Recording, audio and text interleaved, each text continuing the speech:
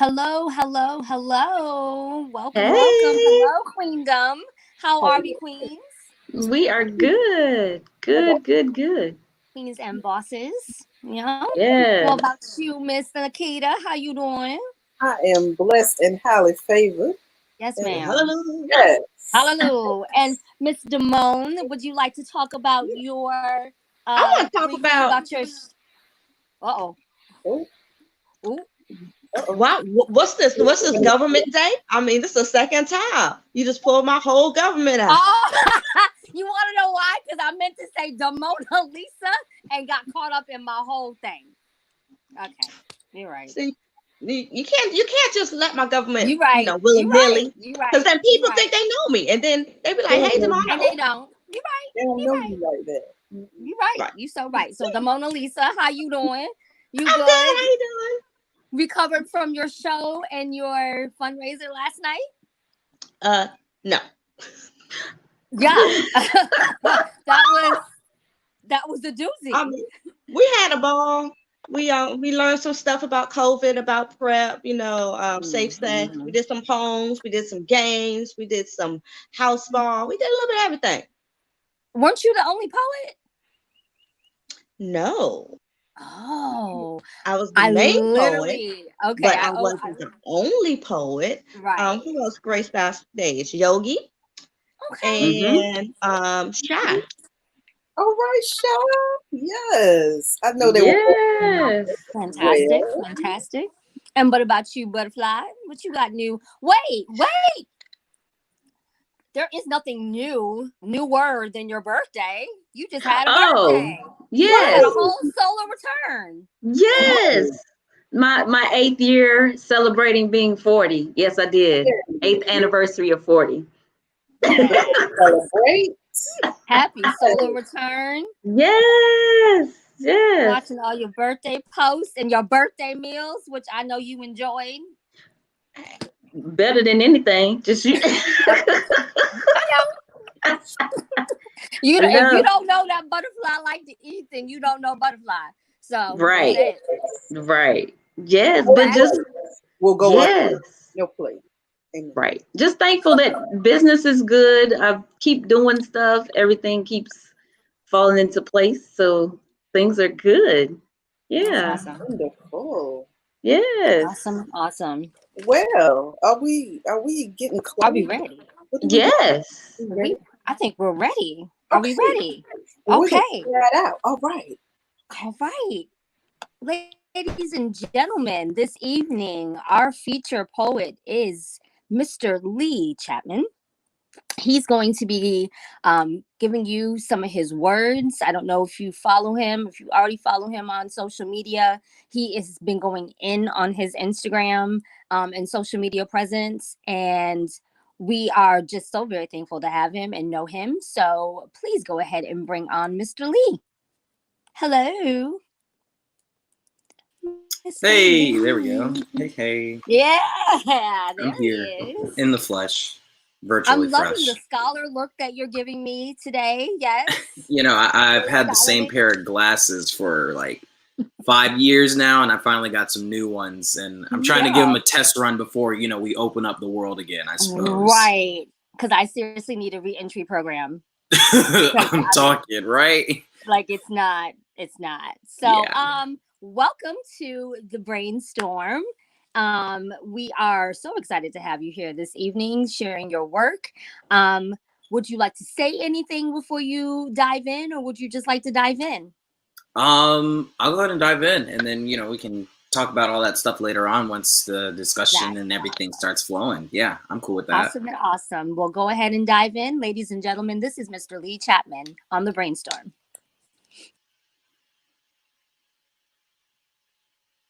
We are on a crash course where our tweets are being taken more serious than feelings.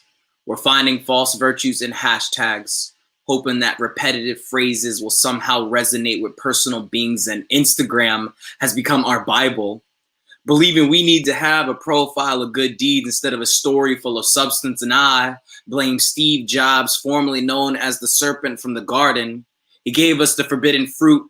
We traded our divinity for worldly knowledge because the internet is a failed prototype of heaven, tempting us with the idea of eternity just to find out that forever is fractured and only errors are immortalized. Like how a misreading of an index card leads to the universal bombardment of the word nigger, and now Steve Harvey can't speak without saying sorry first, or slander of character gains more attention than an actual trial, and R. Kelly has a lifetime special but not lifetime behind bars, or how the world tunes in and watches The Killing Show as the quality of death increases with each cell phone upgrade, whether it be broadcasted from the streets of Georgia or Minnesota or Ferguson or Syria or us, because we're so quick with a screenshot. Now, it only takes the press of a home and lock key to invade the privacy of somebody else. You're passing your stolen conversations through GroupMe filters so your friends can laugh at the misfortunes of others, while the victim has to watch their Vulcan homeworld of vulnerability being destroyed by those who are just clinging on behind the keyboards. In this day, we're spending more time looking at Orwellian screens than God's scenes. We're going to parties just to show others how alone we can truly be. We're living our lives on this 1984 Snapchat story because Father Time abandoned us. Mother Nature rejected us. Now all we're left with is Big Brother, and he doesn't play nice. Don't believe me? Well, China implemented digital citizen scores, and now we got Facebook analytics that are registering and recording our every move, drones with eagle-eye vision that are just shy of watching our daily commutes, in terms and conditions packed chock full of so much extra wording you don't even realize the freedoms you're signing away. I know this sounds like a pilot for the next season of Black Mirror, but she stopped talking to me because I had blue text. Treating me like some automated machine instead of a fucking human being, blowing these bubbles in her phone. Tell me, how do you find love in a world where Tinder exists and intimate connection is frowned upon? How many of you can keep 5,000 followers but not 5 friends? Tell me, where is the social media site for the suffering? You see, there's no room for the spirit inside of a microchip because man has finally found a way to take God out of our machines, turning these beautiful bodies into autonomic processing units and eliminating the true grace of humanity, which is being so flawed, but still so full of hope. But I fear that I really can't share how I feel online because I'll only be seen as a post and not a person. Thank you.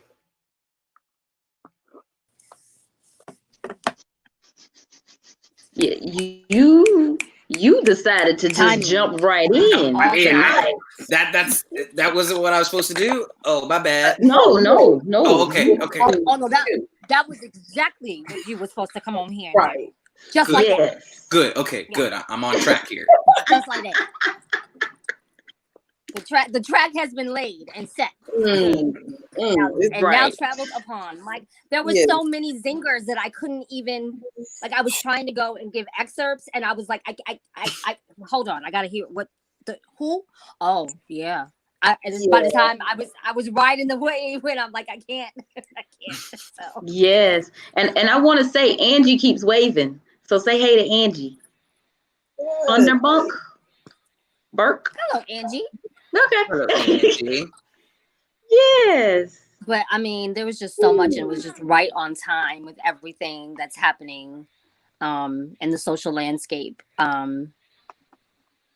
It just really kind of just set a tone. You know, I'm finding that I have more and more times where I'm offline in this last week, and that's deliberate. And you know, to hear what you're saying. You know, sometimes people have to be the voice for you. And so your first piece was like a lot of just what I'm thinking, what I'm feeling, even when I don't want to think or feel it. So thank you for kind of just being that. Let me just be your stand-in for a second, Rave, because it's a lot. I'm tired. Oh, yes. Oh, yeah. And I have a question. First Angie said she was clapping, not waving. Y'all, my eyes. I don't have on my glasses, but But so question: when did you write that poem? Although it is relevant all the time, every day since way back when. But when did you actually pen that? Right. That poem is actually from 2018. 2016, I think, like maybe early 2016, like the first couple months of that. And Yeah. the piece came from, you know, like being a millennial, being part of the guinea pig of the internet. There's like a huge double-edged sword about this world of just global interconnectivity. Like there's some good things about the internet that have just like changed the way we, you know, go through the world in general. But like, there's also some stuff that really just makes you question, you know, in a sense, like humanity and what does our role play in the internet and vice versa. So that's where the piece came from, like originally. It was more frustrated too in the beginning. Like I was getting pissed off at stuff that was just going on social media and everything. I was like, wow, it's like just claws on you, and you just want to be like, wow, can I just breathe away from these devices for a little bit? Mhm. Right. Right. Right. So, and just kind of speaking to that, as you evolved from 2016, obviously, have you found new coping mechanisms to kind of navigate how much you indulge in the social media?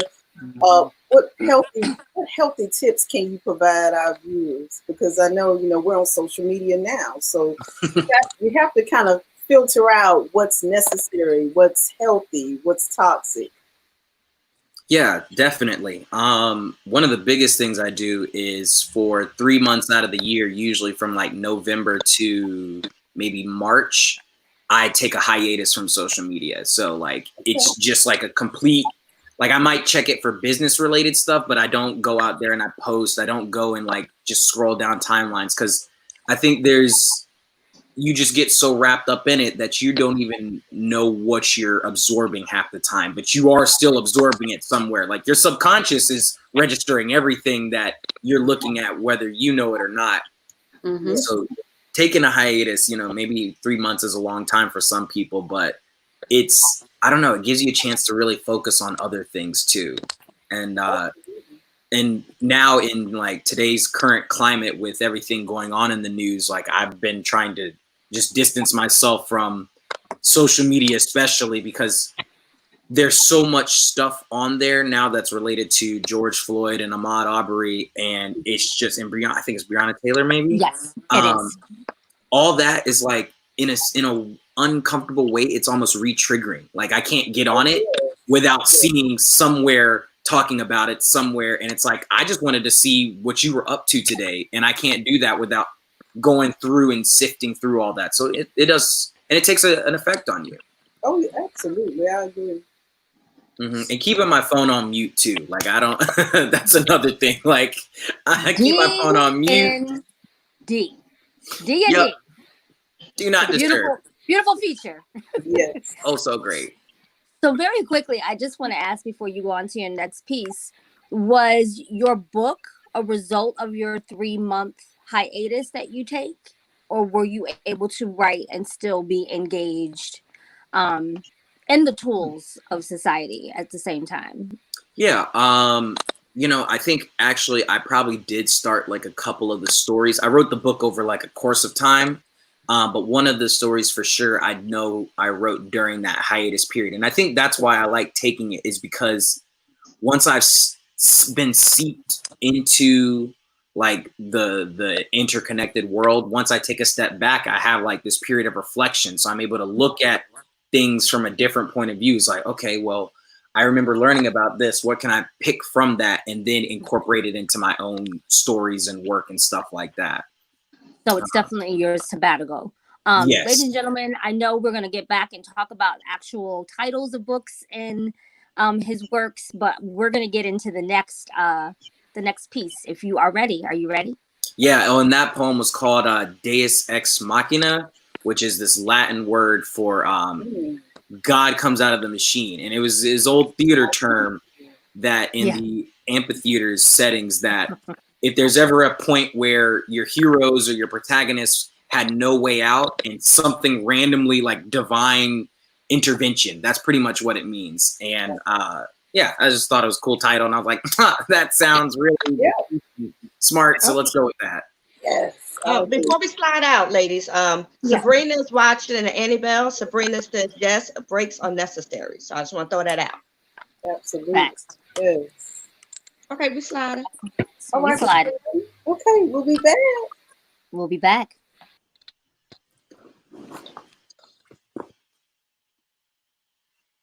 All right. I'm going to read this one. After spending a season lost in the sea of dunes, counting down the minutes till doomsday, I was rescued by the alchemist. He's a vegan. He shouted from the back of a mule, "There are no temporary suicides." Offered up his personal omens, placing life and death in both of my palms. The two were equal in mass and fashioned into obsidian and pearl bracelets to represent the constant struggle against existing between. Removing the sediments of the past from my mask, I wondered if this warlock would boost powers of perception. I've seen a distorted reflection. It's simple to recognize perspective, but what about premonition?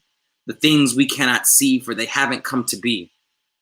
You see, the alchemist concocted a potion of turmeric, dates, and dried figs. He drank from the cauldron, lapped from the ladle before offering a second serving.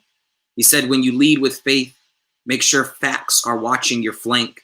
Intuition can be an organ of vision, but remember, there is precipitation specific to every season and a cause behind all conditions. Trust not the voices of the howling hollows within your shadow, although they may imitate, they only do so to intimidate.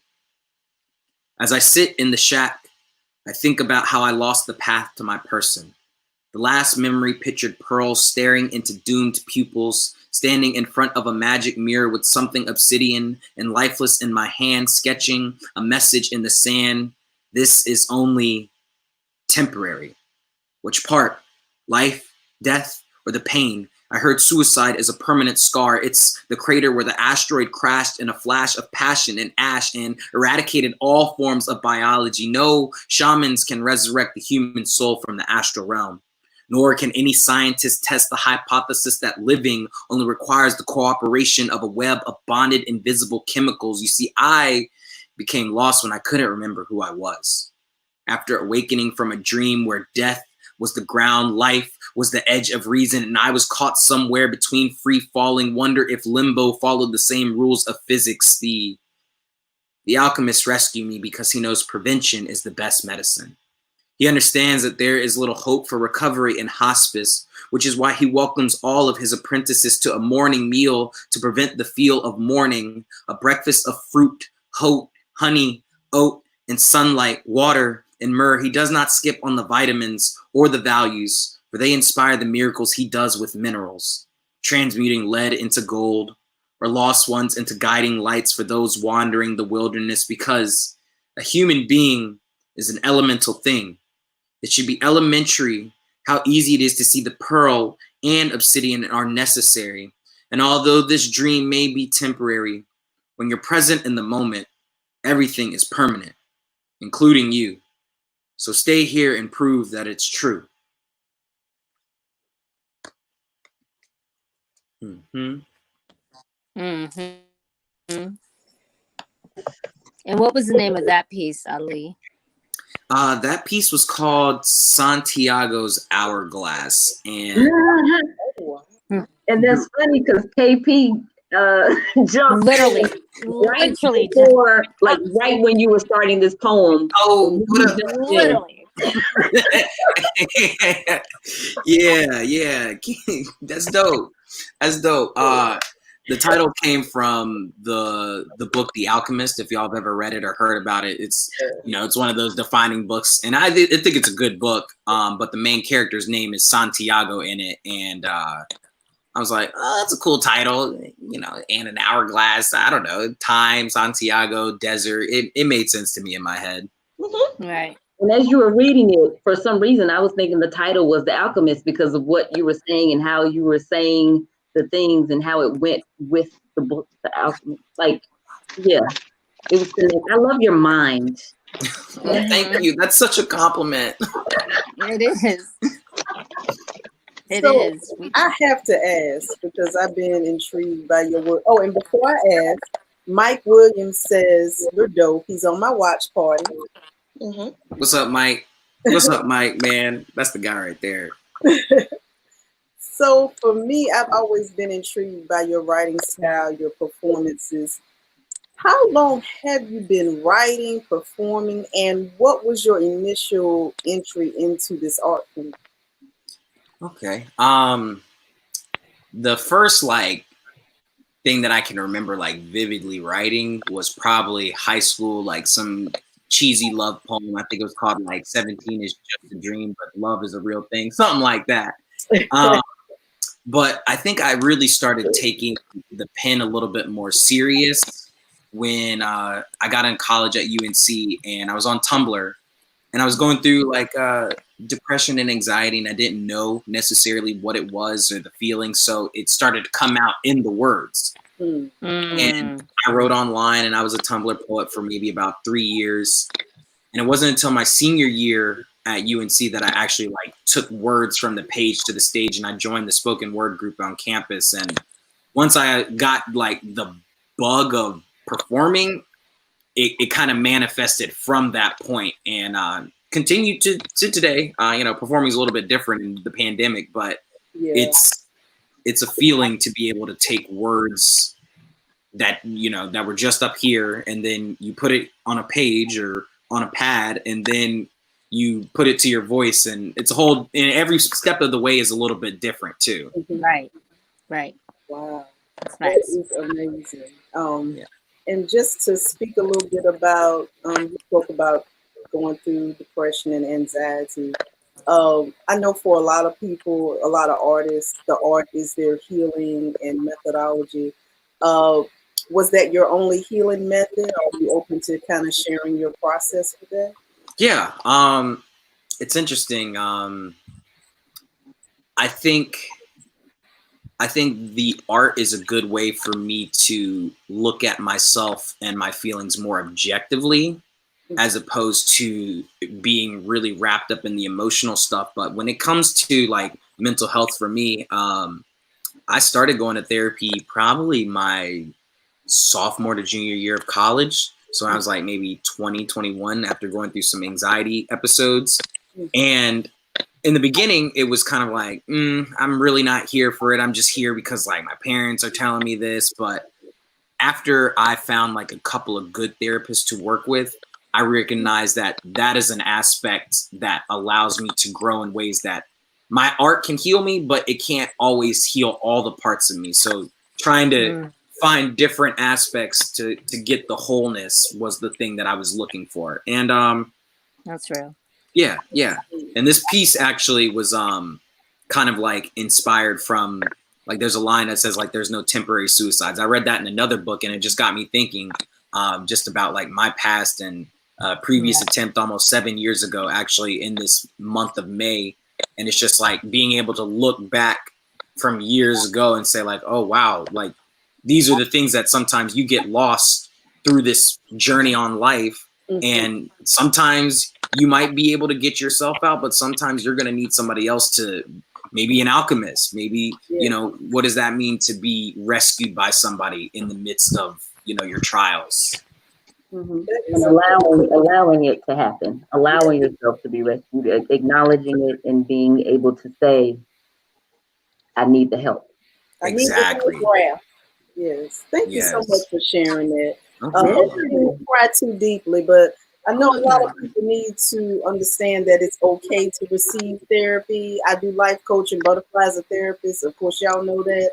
But it's okay. Black people get therapy. Black people provide therapy. So just wanted to touch on that a little bit. My therapist is a Black woman, and I saw her virtually this week. So yeah, it's out there. If you have the access to get to it, I say get to it for sure. Yeah.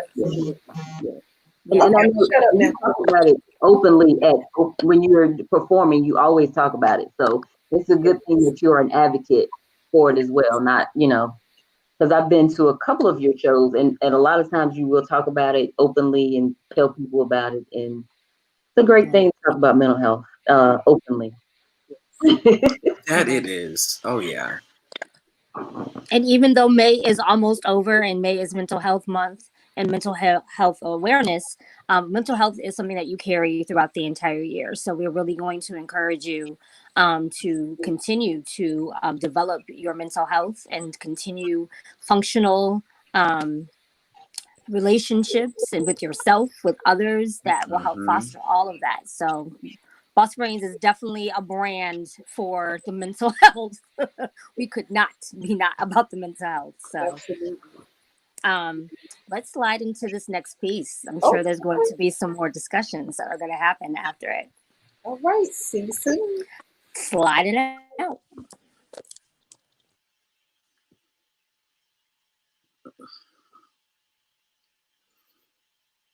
And God said, let there be light. But my uncle say black don't ever break. His mind gets wet with Hennessy and wood tip, gets numb like black limbs, raw from shackles like my wrists. After a suicide attempt again, I stay silent at another family function. I stay silent about my middle passes through depression. The doctor said that PTSD might be passed down genetically. Dozens of dissertations done on nephews who died from the disorder, so there's still not one solution for the bipolar or for the schizophrenia that saps on Mammy's mind. Statistics say that 51% of suicides are by firearms. Now, I'm thinking of all the unmarked guns in ghettos, the 9 stashed under pillows for protection. What happens when your brain is 60% of the threats? Why do my brothers beckon an iron barrel before bed? How many skulls swallow a bullet shell because trauma ain't snitch on sorrow? And the plug stops serving out devices. Now, a daughter must discover the dead junkie in daddy's bed. Well, grandma said God made black women to be water, wellspring, wisdom, wife, wise mother. Sometimes we drown them under our depression. Sometimes we let society sink them, and yet we always expect them to be life preservers for our pain. My sister says, tell me a secret. I said, I go to therapy. I say the dosage alarm to my anti-anxiety used to be the wake-up call, or maybe I don't say anything at all and continue to ignore the requests. Like my therapist requested, I pick 1 of 2 dates for the reschedule. 1 in 3 blacks are going to quit treatment prematurely. 1 in 5 of us are just going to develop the disorder. We're just 3/5 away from being buried back under property, still fraction, still not fully real, to cousin who got them injected commies. You know how they say only crazy people take medicine. Well, no wonder these Xannies and Perkies out here populating our streets. We still stigmatized by our granddads, the deacons, who said that depression is a devil and a devil can only be invited. So basically my depression is a guest of honor, a failure in my faith, a swift backhand to the master, as much of a choice as the slaves who chose shackles over serf, or as much of a choice as the universe had to stay quiet when God said, well, I say let us be light. I say blacks are blessed to be touched by that raw divinity. I say it's a no more black neck sway from broken branches like rubber tire swings. I say it so no more 6-year-olds be a lamb or a martyr to a mental illness. I say it so no more suicide signatures be needed. I say it because nothing was ever created by staying silent. Thank you. Woo, getting sweaty over here. Yeah. So I had to stop snapping so I could actually hear what the heck you were saying. Because I'm like, yes, yes, yes, yes. And I'm like, you can't hear what he's saying, Raven. Like, you got to shut up. So, Okay. like, I don't know if y'all realize the divinity and the timing, the divine timing of the pieces that he's choosing. And I'll get into if you're doing this on deliberate or not. But I mean, literally just about everything that you recited today has been on point, period. It's that mind of yours. That mind, that alchemy. It's still working. Still working. Yeah. Very well. Yeah. Go ahead, So Damone. there was. Oh, go ahead. Oh, we got some comments. I'm trying to catch them as they scroll. Yes. But we have Kim watching, we have Karen watching, we have Marcus watching, we have KP watching, we have lots of fire emojis from everybody. All fires. Yeah. We have wow, amazing by Karen. KP, appreciate the inspiration. I needed this. I needed this inspiration. I can't read no good. Got you, brother. I got you. When you go back, you just know everybody's liking this. And King Candace just joined as well. Yes, and I got Hello. Soleil and Dominique joined in on this end. So hey everybody, thank y'all. Hey. And But, just to reiterate, I'm sorry, ladies. We want to continue to bring y'all these amazing features like Lee. Please donate to $Boss Brains if you so feel led or compelled, or if you just feel like blessing us. We appreciate it. Yes. we would love to be your Black-owned business that you help support during these COVID times. Absolutely. So, if you are looking for a black vendor to dedicate some funds to, we're here. Yes. Boss Brains. So I don't even have to ask the inspiration behind that because we pretty much talked about it before you did it. And because you are who you are, I know you pulled that out because you know it by heart. I know that's what you did. Yeah. That is since we were on the subject of mental health, like that is one of the pieces that really sticks to me. I actually wrote it for an exhibit that happened probably 2 years ago.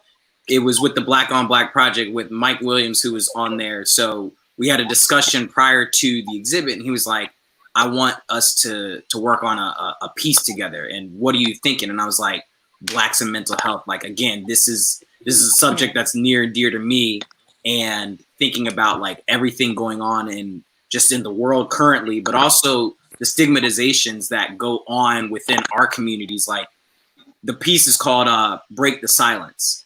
And I just feel like this idea of equipping ourselves with voices, but it also takes somebody who's willing to like put their voice on the line for another person to hear. And then, because I mean, that's how babies end up talking. It's by imitation. It's by listening to voices that you get your own voice. So it's just like in this poem, it's how can I get people to recognize their own voice, and then with that voice start having the necessary discussions with family. And that was another thing I liked about the poem, is just because the Black family and Black churches is like two of the biggest things within our community, and saying like sometimes some of the stigmas come from those things, but how do we in turn figure out to fix and work our way through that?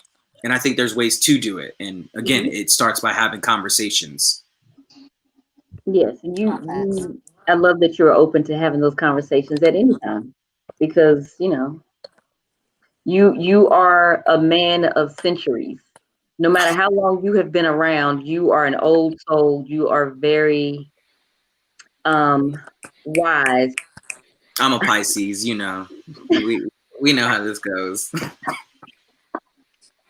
Yeah, and we discussed that, the duality of the Pisces, but I think with you have a good spirit, a spirit that has lived a lot of lives, which is why you're able to speak the way you are and put things together the way that you do. So, yes. Thank you. Perspective is everything, right? Yes. Just real quick for my watch party, Sherry Reynolds sending love to your way. Hey. Okay, I got one too. Yashika joined, and King's Cadence. Sorry for mispronouncing your name there, sir. Marcus says Team Pisces. So yeah. Yeah, we the fishy boys. All right now. I'm not this live since you the feature, but this Gemini on my shirt, and then this Gemini right here, just gonna let you know it's still Gemini season. But yeah, Team Pisces, whatever.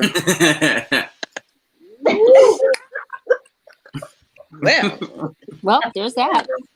We can't deny it. I got some Gemini in me, so it's all good. I'm here for y'all. I take it you've done your birth chart, your full birth chart, so all your placements and everything. Yeah, I figured. Just a big Not ball of surprised about that. creative confusion. Who you've been in your past lives and how long you've lived in them? I'm just curious. I don't know. I'm just asking questions. I believe that if I had to lean to my intuition, I believe that I was like a woman who lived in like a very snowy landscape. I've had some very obscure dreams. I've done some like past life meditations every once in a while just to see like, hey, where's this going? And I've uncovered a couple things. It was intriguing to say the least. And I was like, oh, well, then, you know, maybe I got to work on some things this time. What am I here for this time around? You know? Right. Yeah. And I knew that without you even saying it. I just felt it. Yeah, you know, big ball of confusion over here again. I don't think you're confused at all. No, it's At all. organized chaos is what That's you what have it going on. is. I That's just kind give of off the air of confusion because, you know, they say something about fools and wisdom, something like that. Yeah. It's the mystery, not confusion. It's right. No. Just because the masses don't understand doesn't mean there's not understanding. Right. Talk They that just have talk. to figure out how to peel back your layers, but they don't have the right tools. Ooh. Yeah, that's a tricky one if you're trying to peel back these layers. I say, buckle up, okay? Right? Literally. Literally. So if it's one thing that you could say that you miss about the old days of Tumblr, since you got your beginnings in Tumblr versus where we are now, you know, with Instagram stories, the way social media has kind of changed in its landscape. What is a nostalgia that you have carried over from your beginnings in 2010 with Tumblr? You know what I loved about Tumblr the most? I'm gonna mess up how I say this word because I always mess it up. The anonymity and anonymousness. Yeah, anonymity. Because Being anonymous, yeah. Anonymousness better.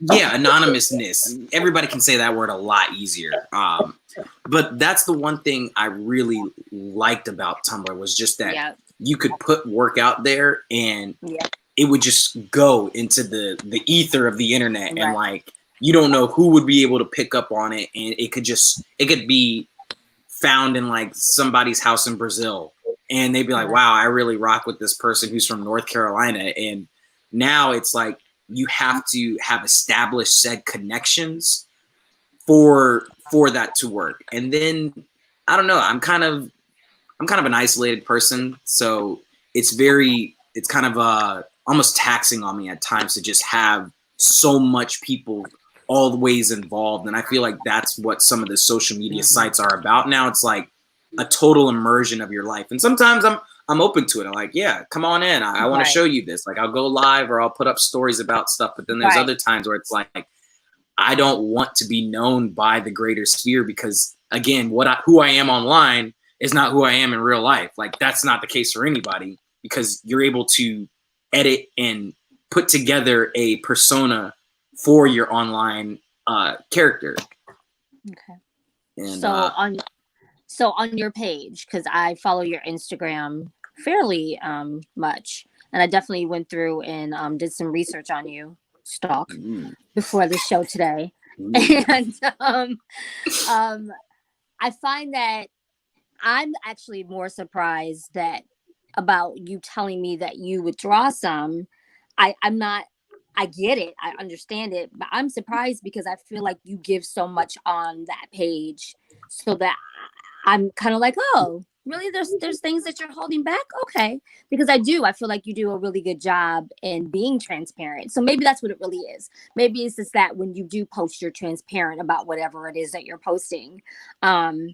Even in your stories, I love your stories because I find that stories are my escape because they're gone in 24 hours. Right. So that's my Tumblr, right? And so I can put some things in the story that doesn't necessarily have to go into a gallery, right? Mm-hmm. And so I think I was just more surprised to hear you say that you do kind of, because I find that you are so congruent with who you are in person and your online presence, and you do give so much when you do post. I don't know what I was going with that, but I just felt like I wanted to say that. I could definitely see where that comes from, and I think it comes from this idea, and it's something I've been talking with my therapist about for a minute. Is like the concept of transparency versus vulnerability, and like. Especially as a performing poet, like you get really comfortable about being transparent with audiences. Like sometimes you go up there and you speak about some of the worst things that happen in your life.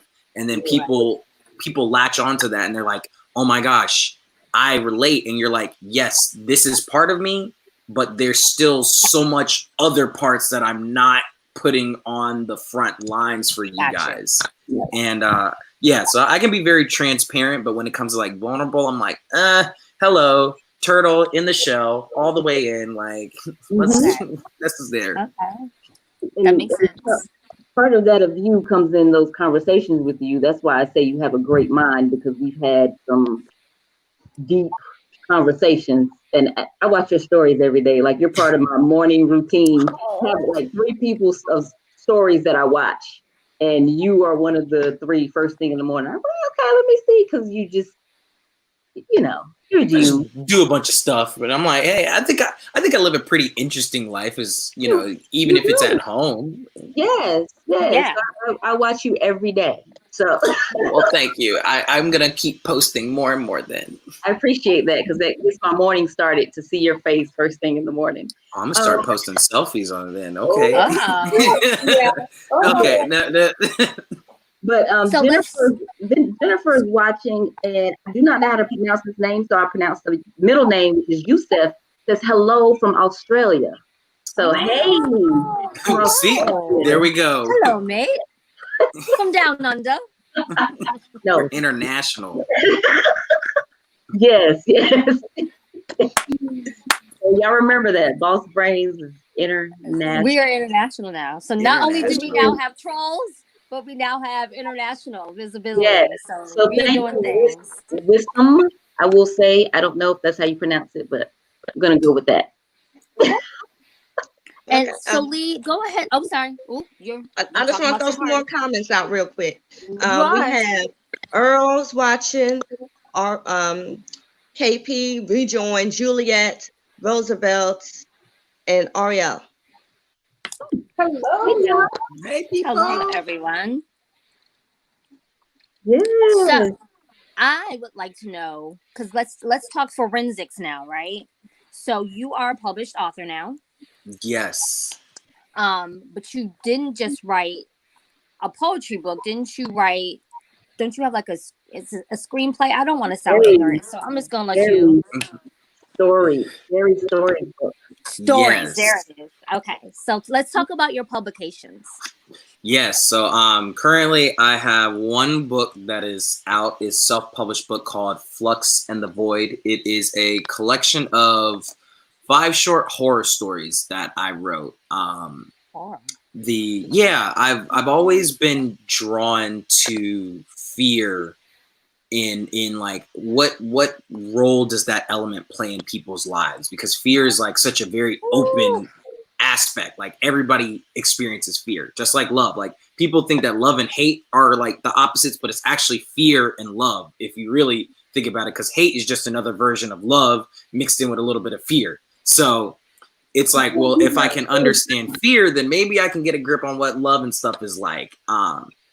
So you're supposed to be talking about your publications and not preaching. Oh, my bad.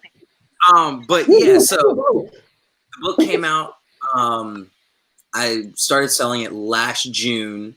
It is available on my website, which is just my full name, JohnnyLeeChapman3rd.com. You can purchase it there. I'd rather you do it through the website as opposed through Amazon, so that way I can sign it and send it to you, and all the proceeds go to me and not Jeff Bezos with his rich self. Like ridiculously rich. And I as much as I enjoy writing poetry, I am way more invested in like fiction and creative writing. Like, I've got a couple of manuscripts that I'm working on right now. I got a trilogy that hopefully I'd like to see come to life, like with an actual publication maybe this year, next year, and a couple of other stories that just teeter along the lines of like, well, what would happen if we put situation A and situation B together, and then we just threw a little bit of mysticism and supernatural in there? Like, where can we go with that? So basically, you're gonna write for Black Mirror. Yeah. Like, if you like Black Mirror, right, you're gonna like the stuff that I got. Like, I got a really crazy technological story 2-part thing that I'm working on right now that pretty much asks the question is like, what's the next step in human evolution? So if you like that kind of stuff, stay tuned, because I don't know when it's gonna get done. Me either. Okay, me either. I'm not ready. But what I am ready to is I want to know the reasoning behind your pen name. So the Golden Moments, that's your name on Instagram. Mm-hmm. Talk about that process of that name. Yeah. So I know it means something. If you created it, I know it means something. So go ahead and drop that knowledge. well, I might have stole it from a book. Yeah, I did steal it from a book. Okay, so backstory. There's this really good book. Anne Rice, she wrote Interview with the Vampire, if you've ever heard of the Vampire Chronicles. And she wrote another book called The Vampire Lestat. And in there, she has this term called the golden moment. And she described it as when, actually, I think it was like when people get drunk and all the elements of the scene come together into one. And you just have like this moment of pure bliss. And that's what she described as the golden moment. And when I first started like really getting into the art stuff for real, I was doing photography and I was like, okay, photography is all about like capturing a moment. And then they have the golden hour. And I was just like, okay, let's just be smart here. Golden moment. No one had it on Instagram. And I'm like, wait, are y'all not thinking to put these together? Because I'm taking this, okay? And I think it just represents like the idea of having a whole bunch of elements, that some that you can control and some that you can't, and they all come together, and then it's that split second. Like that's what I'm looking for. My mom jokes around and tells people that I chase the sun for a living. So that's where the name came from, the golden moment. Yes. And I knew there was a reason. I'm like, you didn't disappoint. Thank you. I was just gonna say, I'm gonna let you go, Nikita. I'm gonna say this real quick. I will say I have read the little pieces. So what you do on your stories is that you have clips of your writing. I hold it and read those. Uh-oh. I screenshot them. You might know the plot. I read quite a bit. Which is why I just keep coming back to I love your mind. Like I love how you think. I love how you put things together, because it's things that I would never have thought of coming together in the way that you put them. And it's and even in that snippet, I can see the intricacies of what's going on in your mind as it happens. So I'm sorry. Go ahead, Nikita. I just had to throw that compliment out there. Thank you. Catch his compliment. Oh, if you're open to sharing, I would love to know how your everyday job or your career, so to speak, plays into Lee Chapman, the man. Yeah, so before all the crazy COVID stuff happened, I'm a dental hygienist by day. Yeah, I spend all day cleaning people's teeth. And it was really, I got into it because I interned at a vet school at NC State, and I cleaned a dog's teeth. And I was like, wow, if I can do a dog breath, I could probably do people breath. Yeah, great start to this long-standing thing. But I'd always been really drawn to healthcare and to working in a healing aspect. And teeth, it requires a lot of like dental hygiene is a very meticulous field. Like it's one of those things where you can't make mistakes, because not only is a mistake bad, but you're probably going to make somebody bleed or hurt, and that causes a lot of things. I like working with people. I don't know if I necessarily like people a lot. Like I like my small sphere of people, but I like working with the general public because they're in, they're out. And I think what I really took away from the field is being able to listen to all the different stories, because every patient has a different reason for coming, but they all at some point in time have to sit down in the chair, lean back, and then become open and vulnerable and have somebody in this like really intimate space. And then I'm definitely just like every other dental hygienist. I'm prying up in your life, but I do it in such a way that like, it's like really engaging. I'm like, yeah, okay, cool. You know, tell me like, okay, what's up with your next step in life? And they're like, and then I might take a couple of those things and then be like, oh, I'm going to write a character who's based on you. I'm going to change the name, of course, but like you gave me something. So I think that's kind of where it is. It's a very science heavy field, and it gives my mind a chance to really be active. And the best part is there's no, you don't bring work home. Like once you are done, that last patient leaves and you clean your operatory and you finish your notes, you are done for the whole day. I don't have to worry about outfits because I wear scrubs. Like it's pajamas at work. It's great. And I knew Yep. there was some deep thought behind it. Yep. Yeah. Do you want to remain in that field as a career? Have you thought about becoming a dentist? I mean, what just curious. Yeah, so actually I originally wanted to be a dentist, and when I was in UNC, they had an opportunity you can major in dental hygiene. So my actual major, like at my 4-year university, is dental hygiene. And I thought like, okay, dental hygiene, dentistry, I'll just, follow the train and go all the way through. But I applied to dental school back in like 2015, didn't get in, and I had to make a real big decision at that time. It was like, do I want to continue pursuing school, then go into dental school and then be a dentist? Or do I take what I have with hygiene and then maybe do something on the side and then figure something else out? So I like hygiene.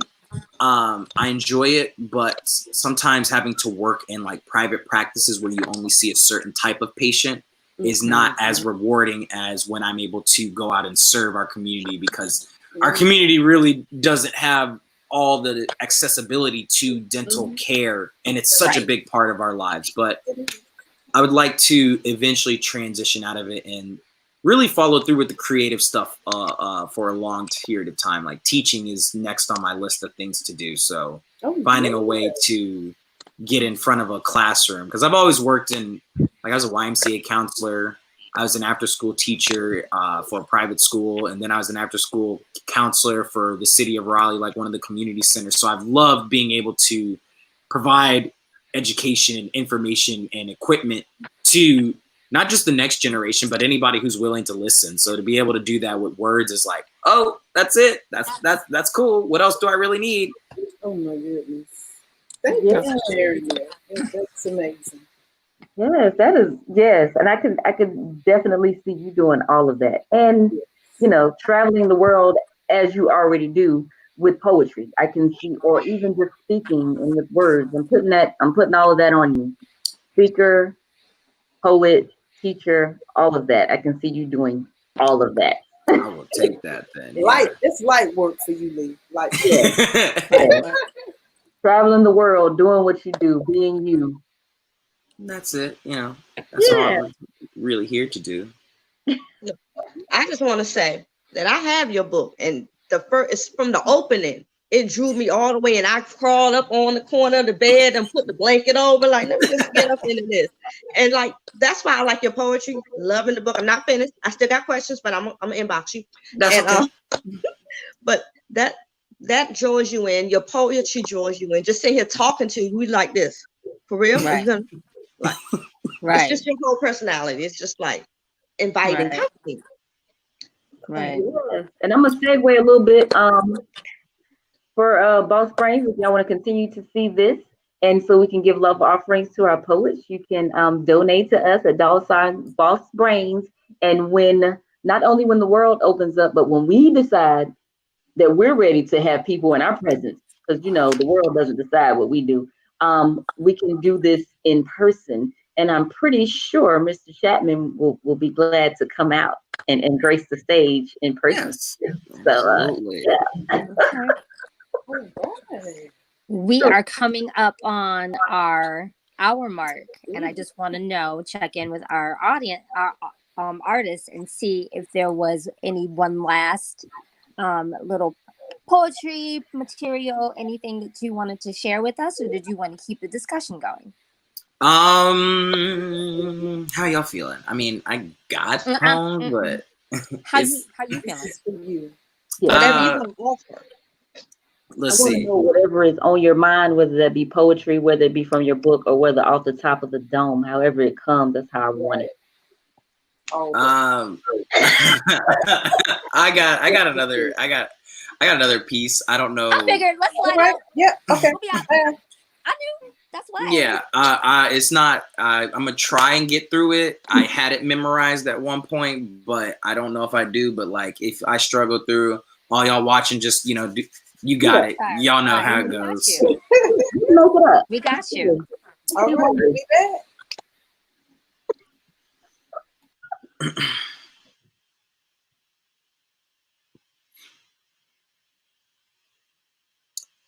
The first black man to star in a horror film was Dwayne Jones, cast as Ben in George A. Romero's Night of the Living Dead. He spent the entirety of the movie holed up in a house full of white people losing their collective shit while a horde of cannibal ghouls roamed outside. And Dwayne, being the nigga that he is, manages to outlast all the characters until the final scene when a ranger patrol comes and puts a bullet in his head, confusing him for the threat. After watching this, I realized we're probably doomed either way, but at least Dwayne died last. At least he wasn't a sacrificial black sheep whose blood had to be spilled before the show began. See, nowadays it's a known fact blacks die in horror films. Probably because the audience still views us as less than human, so they don't hurt as much when our gutted corpses get caught on camera. But every once in a while, a character comes around and manages to outlast until the credits pan. So how do they do it? Well, they channel all of our ancestors' wit and really just don't fuck around with that white supernatural shit. You see, we've already been stabbed, shot, hung from crosses, churches, nooses in our real lives, and yet we still here because we are resilient folk.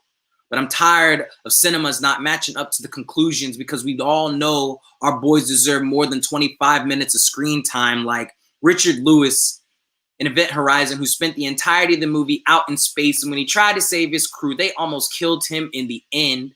Halle Berry got possessed by a ghost that was less than holy. You see, we learn to embrace our demons, especially when the white angels are out to clip your wings, or The Thing knew its chances of survival would have been slimmer if it inhabited the body of Keith David's black child. LL Cool J was both a deep sea chef and a preacher, made sushi out of the shark, guided by the spirit of Sam Jackson. Ice Cube managed to wrestle an anaconda and save J-Lo. Perhaps our chances of survival increase when we band together with other minorities, because sometimes isn't it the homies who help us get out when life got the keys held hostage in its hands? And speaking of hands, let's give a round of applause for Busta Rhymes doing something that no white person has done for any Halloween, and that's beating Michael Myers' ass. But you see, Hollywood has only been making an example of what our existence has been, because wasn't it Crispus Attucks who fell first before the original American Horror Story, or Tituba accused of witchcraft in Salem, black women always being put on trial, they out to steal your magic? You see, we're tired of being your tokens, your martyrs, your breeding bulls. We really just out here trying to reach a sequel, and yet we always end up victims to some shit that white people started. And if I had to pour out a sip for all my homies who I lost on TV, it still wouldn't add up to those who died in this reality, because the real horror is that black folk not living past the first act. But I guess that's why I'm trying to be a director, to change that. You know, edit a couple scenes, release an alternate ending, one where my niggas get justice, because the truth is, they don't want to see too many of us live through the dead of this night. But that's all right, because we are resilient folk and we gonna be here till the end, just like my nigga Ben. Thank you. Horror movie. How in the world did you take something that we said in conversation about horror movies and make it freaking relate to what the is going on right now? Because I feel like we live in the horror story. Yeah. Like literally. And I'm sure there's probably some Easter eggs that I missed, but my gosh, Anaconda, Busta Rhymes, and Halloween. Come on. Right. Right. How about the line? Look, how about when he said we learned to embrace our demons? I was just like, I ain't got nothing to throw. Ma'am. And then when he said, and if I poured out from my homies that I lost on the movies, it still wouldn't be enough to account for who I've lost in real life. What the? Yeah. I like the part when you said link up with other minorities and then we can do more like that. There's a whole words in that thing. And Sherry is over here clapping in the comments. Just, woo, yes, you do it for her. Woo. Oh my God. Listen. My gosh. I feel Listen. like, woo, I don't even know. I'm trying to get it together. Right, I'm trying to get it together. Roosevelt says, "Oh, I'm loving this one." Lily says hi and speak poet. Hey. Yes. Hey. Yes. Brainstorm alum coming back on, checking us out. We appreciate that. Hey, Lily. Yes. And when I tell you, you started here, took us here, and then brought it back around and closed that circle on how you started. Whole King's Dominion experience. King's Dominion. Yeah. King's Dominion meant scream, meant get out, because you mentioned get out in there. Yeah, it was. Yeah. So I have a question. Yes. And that's just because, I know you on levels. You've been in the portrait community, you've done slam, you've done photography. What has been the experience that you've enjoyed the most from the portrait community here locally or abroad? What have you enjoyed the most? I think I really love being able to hear the different perspectives that different people bring to the table. Like, here within our scene, we've got a diverse array of poets just within our community. And it's always good. Like, I think in the beginning, I was so gung-ho about like getting my words off and getting to the mic. Like, I didn't really take the time to always listen. And then when I took a step back and started really listening to what other people's stories were, what they were portraying, like I love the idea that the spaces and the things that come out of the spaces like that. For example, like I got a chance to do like photography for the National Poetry Slam before everything fell through, and also for the Women of the World Poetry Slam. And that was probably one of the more defining experiences I've had as just like an artist, and being able to go into this space where traditionally a man like me is not necessarily, it's not a space designed for me, but to just take a step back and to listen to all these different stories that otherwise I never would have been able to hear all in one little concentrated area. Like it's just a great feeling of just being able to listen. And I'm a good listener, and I like to I was about to say conversate, but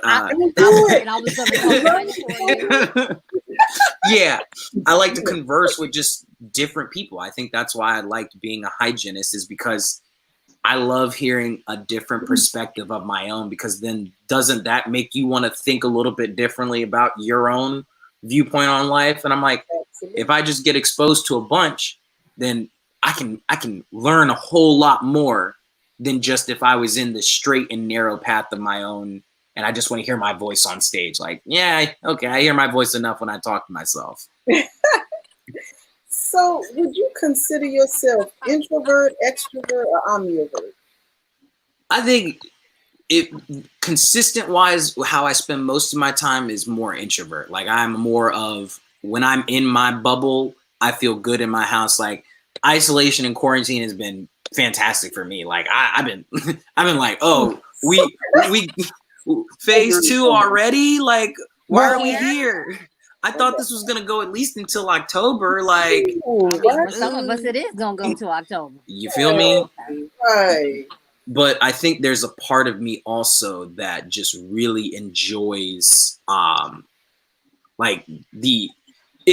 really good in small groups. Like if I can have a small group, I'm fantastic in that. But when I get thrown into large crowds, like I'm like, okay, I'm just one in the crowd. It's cool to be one in the crowd too. Like I don't always want to be on the stage, but there are times when I'm like, hey, spotlight, yeah, look right here at me. But that's not how I feel all the time. Right. Yeah. And I completely get that, because I do notice one thing that you do when you perform is after you perform, you kind of just retreat. And I know that that's your introvert needing some, oh God, because I feel you. Yeah, I have an epic walk-off. I've actually been complimented on my like exit strategy for my pieces. I'm like, yeah, that's the last line. I'm out. Done. Drop the mic. Done. Essentially.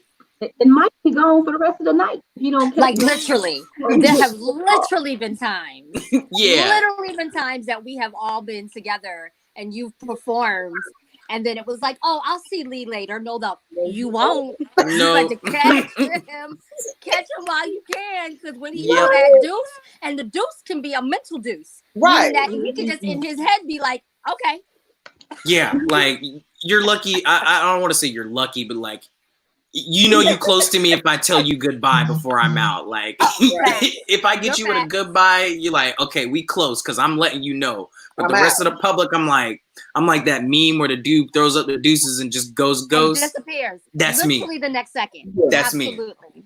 I remember one night we were at so outside on the patio, and you were like, "I'm about to go," and I'm like, "I didn't go yet. I want you to hear this piece because I just wrote it." So you were like, "You better read it now." I do remember that. I do remember that. And Lee and Butterfly actually like each other. So for him to be like, okay, bitch, I'm gonna need you to drop this right here. I was like, yeah, I'm trying to hear it, but like the way my sleep schedule. Yeah. So I read it to him on the patio. Like Literally. Because the reason why he was on the patio was because that was the next step in getting out. That's right. Strategic. That was very strategic. Oh yeah. Oh yeah. I think it's so funny when we sit and watch each other because we do, right?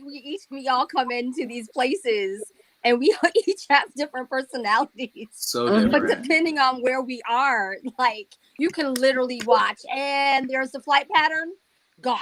You know what I mean? Right. Some of us. And some of us want to shut it down. I mean, I'm not her no more. But right. I'm just saying, it's just funny to see different personalities. So I am very with you with this quarantine. I've been relishing in it. I've been sitting at home, like something I want to do. Not that I don't love my people, my girls, and you, because we all were hanging out, you know, a couple of times. Yeah. This is, I feel like, these are my squad. I'm going to reach out to all you here.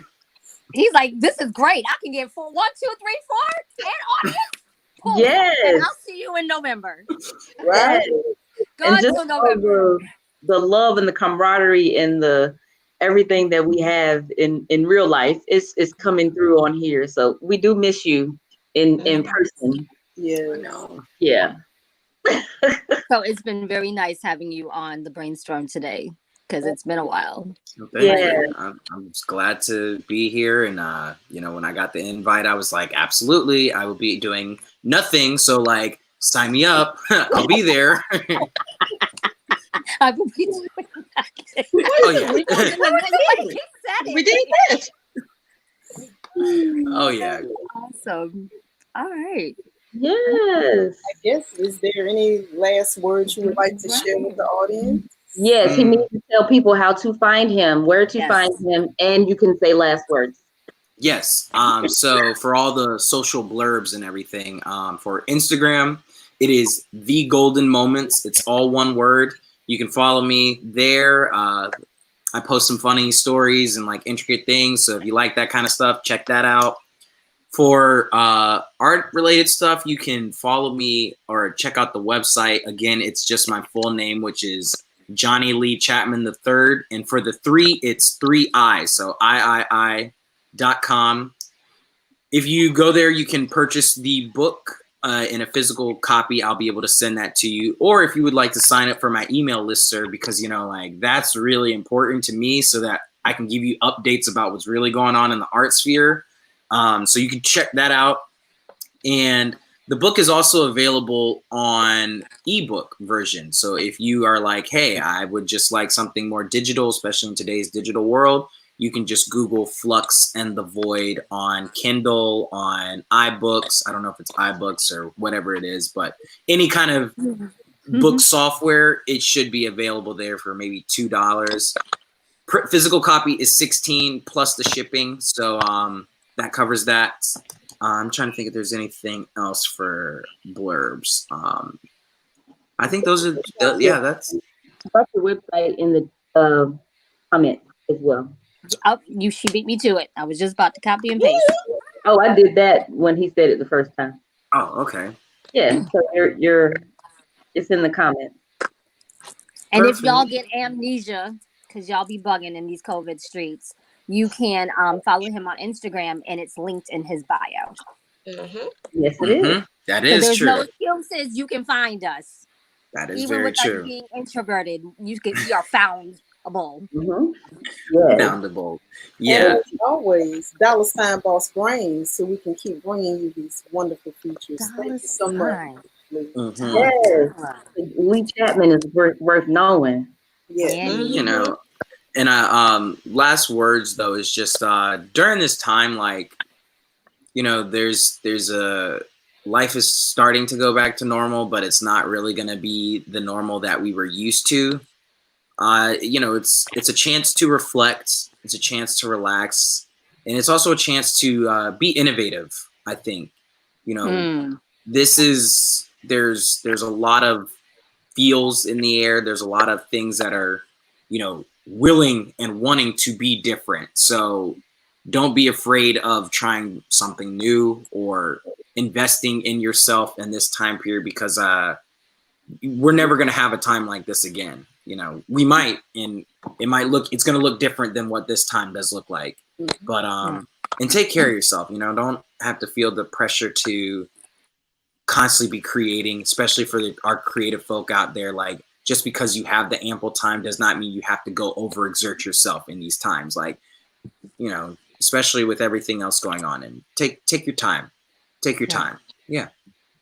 And never let your ink run dry. That's my quote right there. It is. Yeah. That's it. Don't let that get dry either. So Thank you so much, Lee. no problem. Thank y'all for having me again. This is great Saturday night. Ladies and gentlemen, thank you for tuning in to this week's episode of The Brainstorm with Boss Brains, the queendom of Boss Brains, where we featured Lee Chapman this week. Yeah. And we're out. Stay safe, y'all.